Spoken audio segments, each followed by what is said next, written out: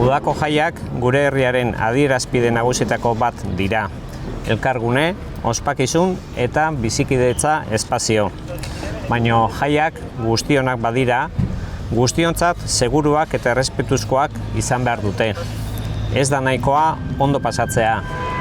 Ezinbestekoa da guztiek askatasunez bizitzeko eskubidea bermatzea inolako beldurrik gabe.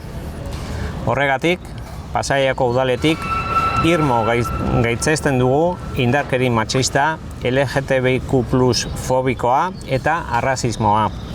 Baina jakitun gara ez dela nahikoa hau hitzez adieraztea.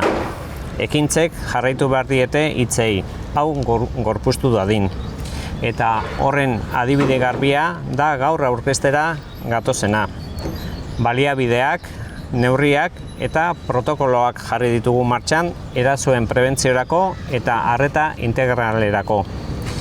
Gaur aurkezten dugun kanpaina ez da sinbolo hutsa, baizik eta adierazten du zein den gure konpromisoa. Jai libre berdinzale eta seguruak eraikitzea guztion artean. Eta bide horretan, eskerrak eman nahi dizkiet mugimendu feministari eta herriko gizarte eragileei. Haien ekarpena funtsezkoa baita. Datorren larunbatean, Pasaiako jaiei ongi etorria emango diegu San Pedron. Eta bertan berriro ere errepikatuko dugu gure herriak ez duela inolako erasorik onartzen. Eta horren kontra egiten jarraituko dugula. Hitzez haratago ekintzekin. Eta batez ere garrantzitsua da bizilagun guztiei jakinaraztea edonolako erasoen aurrean ez dagoela bakarrik. Eta Pasaiako udala, nahiz administrazio honen baliabide publiko guztiak alboan izango dituela behar duenerako. Hementxe ate joka ditu Pasaiako jaiak eta iaz bezala 2025erako ere erasoen aurkako protokoloa jarriko dugu abian. Protokolo honek helburu argia du, jai eragilei baliabideak eskaintzea indarkeri matxistak identifikatu eta horiei modu efektiboan aurre egin ahal izateko. Eta hori ikuspegi feminista eta intersekzionala batetik egin nahi dugu.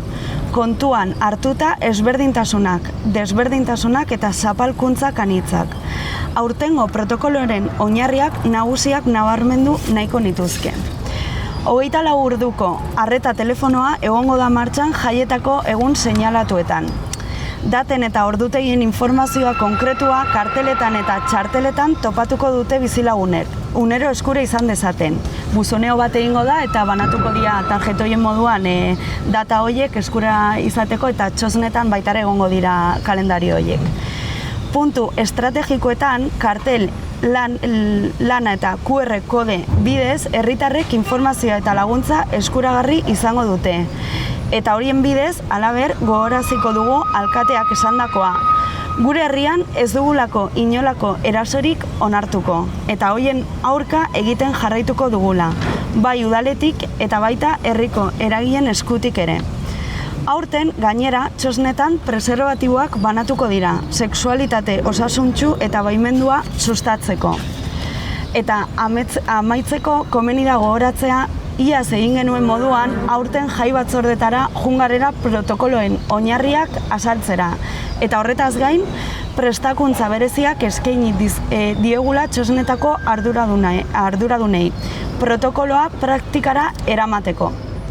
Guzti honek erakusten du prozeso ez dela bakarka egiten, ezinezkoa litzateke hori. Pasaiako berdintasun mailarekin eta jaietako eragileekin elkarlanean garatu dugu estrategia. Hau hasi eta buka. Elkarrekin komunitate arduratsu eta aktiboa eraikitzeko. Amaitzeko gogorazi nahi dut. Protokoloa ez da paper hutsa. Tresna erreal eta kolektiboa da. Jaietan indarkeririk gabeko espazioak sortzeko. Eskerrik asko eta jai seguruak denontzat.